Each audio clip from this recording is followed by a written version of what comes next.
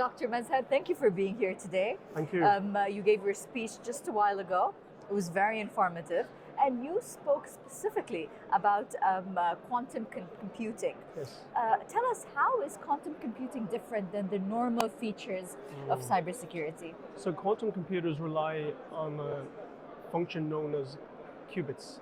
So the essential part of a quantum computer is a qubit. The essential part of computing today is called a bit. So they can exist in a binary state, either ones or zeros. Whereas in the qubits, they can exist 1 or 0 or anything else in between. So they can exist in a lot more states, and this enables them to have much more computational power. And using the features of quantum mechanics like superposition and entanglement, it really opens up a whole new world, a whole new type of computation that really is far greater and much greater impact than the existing technology, which is using silicon-based bits.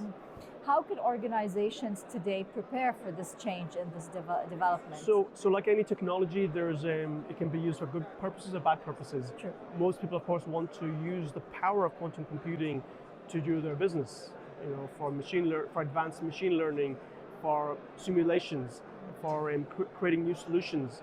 For example, in the pharmaceutical industry, to develop new drugs, or if you have a big complex city, to solve the traffic problems, right? So when you have access to huge computational power, you can solve really the big challenges and the big problems of the world. So it's going to make an impact in every industry in the world, probably in the next 5 to 10 years. Wow. From last year to this year, I'm sure you saw a lot of changes in the specific field of quantum computing. Yes. What do you anticipate to see in the next 12 months? So the next 12 months, I guess companies are trying to increase the number of qubits that they can make. The breakthrough will be when they can make fault tolerant qubits. In other words, they do not decohere when there's any perturbation in the system. So i.e. when they become error free. So if that happens in the next few years, that will be a huge breakthrough and the beginning of this new industry in the real commercial world.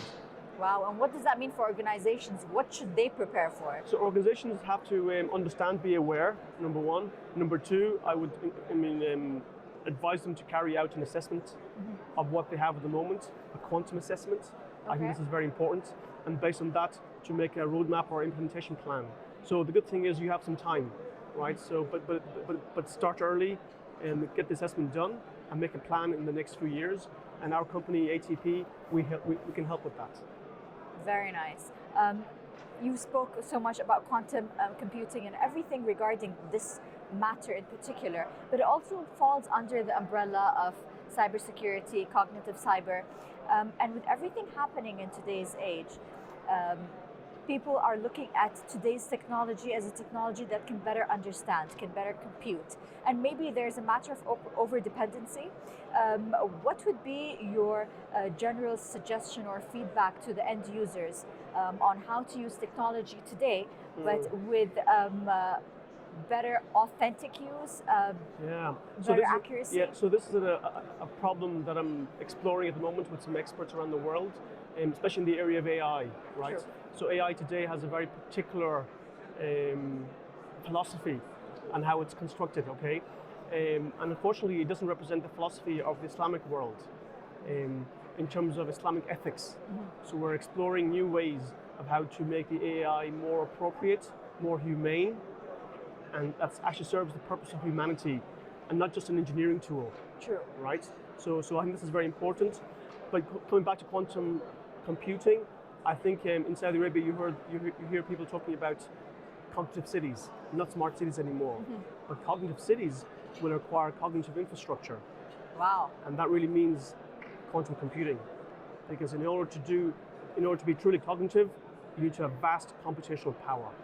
Okay, wait a second here. Give me more information about what quantum cities might look like. So that's a good point. I mean, maybe beyond cognitive cities, there's another one, quantum cities, and you've phrased it for the first time now, right? So this is so I agree with you. In the future, we will have quantum cities, quantum cars, quantum countries. And how is that globe. different than the usual? So I think we will be able to really use data and analytics. So current technology, even AI, ChatGPT, it's still talking about the past, right? It's looking at historical data. It's not really able to predict the future. But quantum computing, you can predict the future.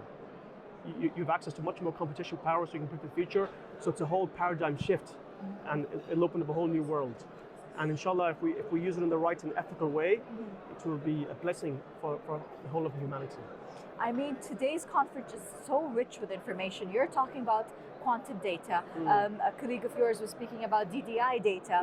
There's false positives in so many different areas. Whether an expert or just an ordinary onlooker, what is your suggestion or your advice for us to keep up to date with all the changes and all the developments in the field? So I think, of course, one can read what's happening, right? But I think what's more important is to participate and to contribute. We should not become a society which is only a consumer of these technologies. We must be a society which is a creator and maker of these technologies. That's what we should do.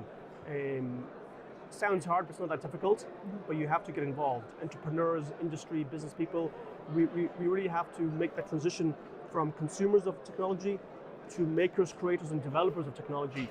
We have a lot to offer, but we need to have the confidence to turn that into a reality. Great.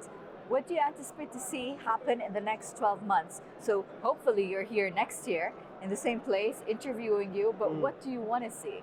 So I think it's important that people realize, whether it's AI or quantum computing, that people realize the benefits, and people realize that these industries are moving very fast, and that Saudi Arabia, to make it local and relevant to here, that we must be involved and we must invest, and there must be greater cooperation between government, industry, and academia.